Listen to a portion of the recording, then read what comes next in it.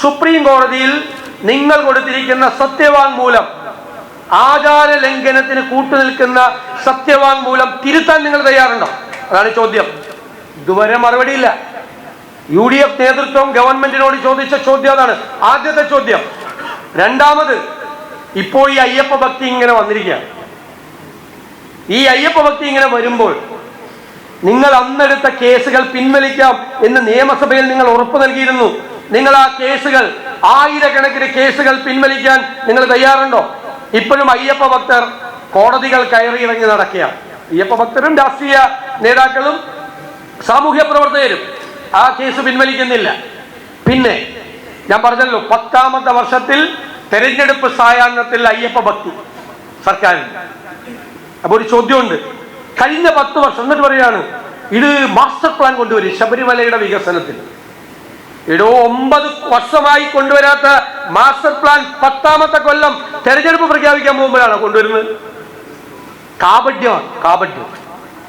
ഇനി UDF government എന്താ ചെയ്തത്? ശ്രീ കുഞ്ഞാലൂർ സാഹിബും ശ്രീ അടൂർ പ്രകാശും ഒക്കെ മന്ത്രിസഭയിൽ അംഗങ്ങളായിരുന്നു. ശബരിമലയുടെ വികസനത്തിന് ഏറ്റവും പ്രധാനപ്പെട്ട ആവശ്യം വനഭൂമിയാണ്. 112 ഏക്കർ വനഭൂമി സാങ്കേതികമായ നിയമപരമായ ഒരുപാട് തടസ്സങ്ങൾ പിന്നിട്ട് കരസ്ഥമാക്കി. വനഭൂമി വികസനത്തിന് ശബരിമലയുടെ ഏറ്റെടുത്താൽ പകരം സ്ഥലം കൊടുക്കണം വനം വകുപ്പിന്. ഇടുക്കി ജില്ലയിൽ ഗവൺമെന്റ്, UDF ഗവൺമെന്റ് അക്വയർ ചെയ്ത് ഈ 112 ഏക്കർ പകരം കൊടുത്ത് വികസനത്തിന് 112 ഏക്കർ ഏറ്റുവാങ്ങി. അവിടെ നിരവധി വികസന പ്രവർത്തനങ്ങൾ, സ്വാമി അയ്യപ്പൻ റോഡ്, ആശുപത്രികൾ ഉൾപ്പെടെ കോടിക്കണക്കിന് രൂപ ചെലവഴിച്ചു UDF ഗവൺമെന്റ് അവിടെ വികസന പ്രവർത്തനങ്ങൾ നടത്തി. UDF ഇറങ്ങി കഴിഞ്ഞിട്ട് 9 കൊല്ലം കഴിഞ്ഞില്ലേ? ചെറുവിരൽ വികസന പ്രവർത്തനത്തിന് വേണ്ടി അവിടെ അനക്കിയിട്ടില്ല ഇവർ. ചെറുവിരൽ. ആ 112 ഏക്കർ സ്ഥലത്തൊന്നും ഒന്നും ചെയ്തിട്ടില്ല, ഒരു വികസന പ്രവർത്തനവും നടത്തിയിട്ടില്ല. ഇപ്പോഴാണ് 10ാമത്തെ കൊല്ലമാണ് മാസ്റ്റർ പ്ലാൻ ശബരിമലയുടെ വികസനത്തിന്. ഈ കാപട്യത്തെ ഈ 3 ചോദ്യങ്ങൾ ചോദിച്ച് ഞങ്ങൾ തുറന്നു കാട്ടും. ഈ 3 ചോദ്യങ്ങൾക്ക് മറുപടി പറയട്ടെ, എന്നിട്ട് ആലോചിക്കാൻ ഞങ്ങളൊക്കെ പോണോ വേണ്ടത്. ഈ 3 ചോദ്യങ്ങൾക്ക് മറുപടി പറയാനുള്ള ബാധ്യതയുണ്ട്.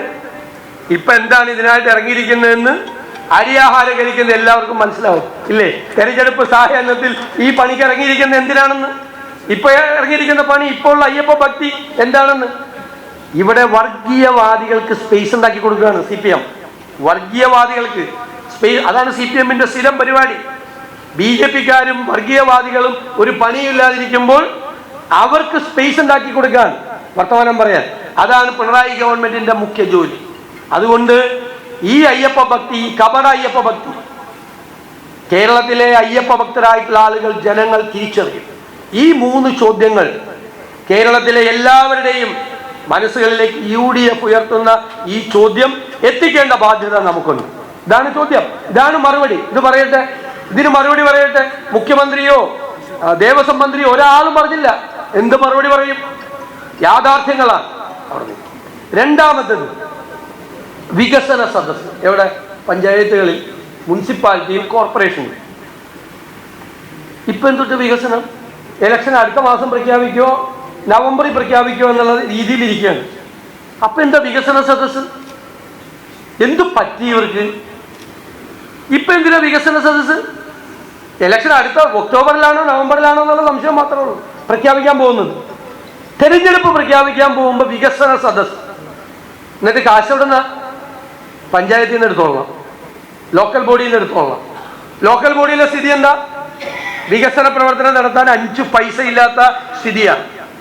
അധികാര വികേന്ദ്രീകരണം നടപ്പാക്കിയതിന് ശേഷം കേരളത്തിലെ ലോക്കൽ ബോഡികളെ ഇതുപോലെ ക്രൂശിച്ച ഒരു സർക്കാരില്ല.